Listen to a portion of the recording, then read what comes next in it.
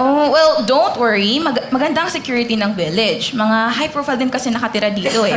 O sige, go on. Pumasok ka na and enjoy your new house. I'll go ahead. Sige, thank you Ingat. Yeah. Tom!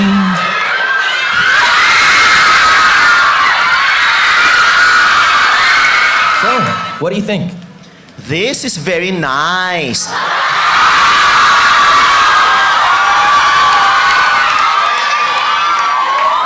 You know, Tom, I'm so proud of you. Hindi ka lang magaling na artista. Magaling ka rin mag-handle ng finances mo. Sabihin mo lang, magaling kang manager. Thank you. Hay nako, kung lahat ng talent kagaya mo, mas magiging madali ang trabaho ko. Nakakataba talaga ng puso pag nakikita kong successful ang mga alaga ko.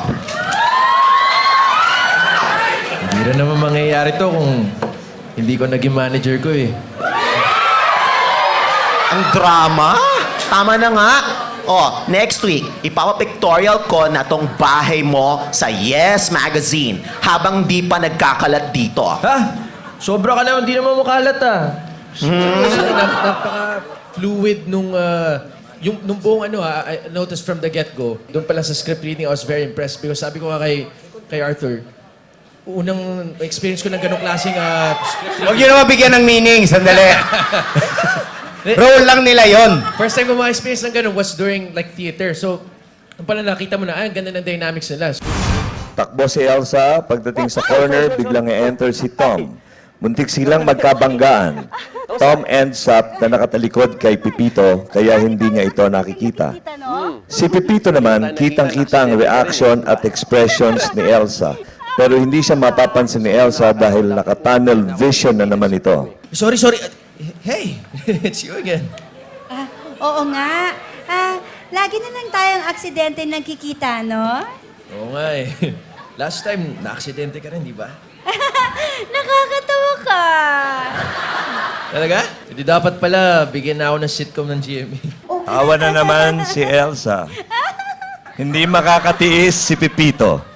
Excuse me, Tom Rodriguez? Yes. Ako nga pala, asawa ni Elsa, no?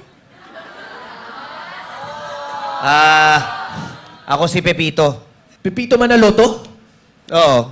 Uy, idol, naku, tagal ko na ako kayong gusto makilala eh. Mula nung sinabi sa akin na manager ko na taga rito kayo, buti na lang nakita ko kayo. Pwede ko bang mapapicture? Picture lang? Okay, sige. Okay, nagpa-picture. Thank you ha. Gusto ko pa ho sana kayong makakwentuhan eh. Kaya lang, I have to go. Tinawagan ako ng manager ko. Hindi, okay lang yan, okay lang. So paano po? I'll see you ha. I'll see you. Idol. I'll see you. Bye, Tom. Ay! Sige, tita. Bye. Tita. Teka lang. Okay lang. Halika na, tita. Ang sabi mo? Wala!